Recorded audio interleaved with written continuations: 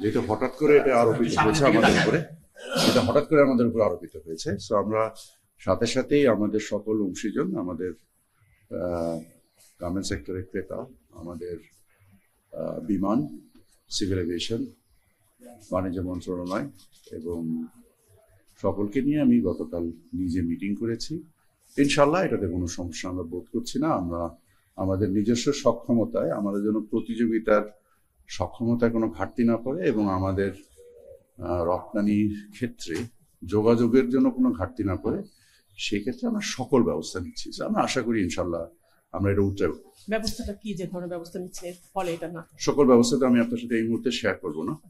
আমরা আমাদের প্রতিযোগিতার, আমাদের যে প্রতিবন্ধকতাগুলো আছে সেগুলো কিছু কাঠামোগত, কিছু খরচের দিক দিয়ে আমরা এই সকল জিনিসকে সমন্বয় করে আমাদের সক্ষমতা বৃদ্ধি করব এবং আমরা আশা করি ইনশাল্লাহ আমি এটাতে কোনো সমস্যা দেখছি না। আমরা এই মুহূর্তে বিবেচনা করছি না।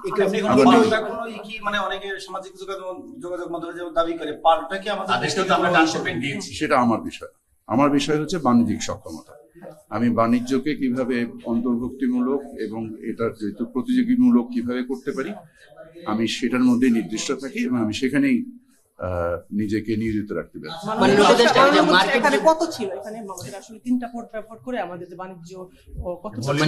আমাদের মোরলেস অ্যাবাউট 40 থেকে 50,000 টন মতো ম্যাটেরিয়াল বাই রোডে এখান থেকে ভারতের বিভিন্ন পোর্ট, বিশেষত দিল্লি, কলকাতা এবং ব্যাঙ্গালোর, কিছু এই পোর্টের মাধ্যমে আমাদের রপ্তানি হতো। আমরা আশা করি যে এই ম্যাটেরিয়ালটা আমরা নিজেরাই ক্যারি করার সক্ষমতা বৃদ্ধির মাধ্যমে আমাদের এই সমস্যা অতি দ্রুত সমাধান। European country, basically European. আমি দেশের সংখ্যা এই মুহূর্তে আপনাকে বলতে পারছি না, আমি ধারণা করে কথা বলবো। হ্যাঁ, না, ভুটান নেপালে তো যেত না। ভুটান নেপালে ট্রান্সশিপমেন্ট তো রাস্তার যেতে যাচ্ছে, সেখানে তো আমাদের কোনো সংকট তৈরি হয়, শুধু এটা এয়ারপোর্ট রিলেটেড একটা সংকট তৈরি।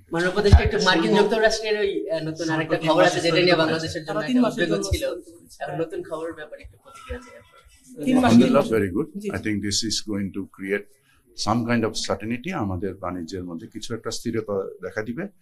আমরা এই মুহূর্তে আমি ডক্টর খলিল, প্রধান উপদেষ্টা, যিনি হাই রিপ্রেজেন্টেটিভ এবং আমাদের নিরাপত্তা উপদেষ্টা, ওনার সাথে আমি আলোচনা করে আসলাম। আমরা আমাদের অবস্থানকে মার্কিন যুক্তরাষ্ট্রের সাথে গতকাল রাতেও আমাদের ইউএসটিআর এর প্রতিনিধিত্বের সাথে মিটিং হয়েছে অনলাইনে এবং আমরা আমাদের কর্ম সমষ্টিগুলো নিয়ে কাজ করছি এবং সেগুলো নিয়ে সম্ভবত যে সময় সম্ভব আমরা দ্রুত যুক্তরাষ্ট্রে নিজেরাও যাব এবং যে আমাদের অবস্থানগুলোকে তুলে ধরবো।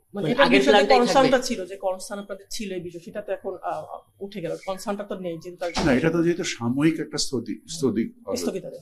স্থগিতাদেশ এসছে, এটাকে দীর্ঘমেয়াদে আমাদের যে করণীয় গুলো আছে তাদের তো আকাঙ্ক্ষা তো শেষ হয়ে যায়নি। আকাঙ্ক্ষাগুলোকে আমরা আমাদের দ্বিপাক্ষিক বাণিজ্যের উপরে ভিত্তি করে আমরা কতটুকু করতে পারবো সেই সিদ্ধান্তগুলো আমরা বিশ্লেষণ করছি এবং সেই অনুযায়ী আমরা সিদ্ধান্ত নিই। এই 3 মাসে কি এগুলোই যে সিদ্ধান্ত আপনারা নিয়েছিলেন সম্ভব, আগের মতো প্ল্যান যেভাবে আগে নেওয়া হয়েছিল কমানো বা সেই প্ল্যানগুলোই থাকবে নাকি একটু সময় পেয়ে? মূল আকাঙ্ক্ষা তো ওই জায়গায় যে আমাদের বাণিজ্য ঘাটতির কিভাবে সমন্বয় করা যায়, আমরা সেই পরিপ্রেক্ষিতে কাজ করছি। 3 মাসে এটা সম্ভব হলে তারপর পরবর্তীতে হয়তো সম্ভব করতে হবে আমাদের।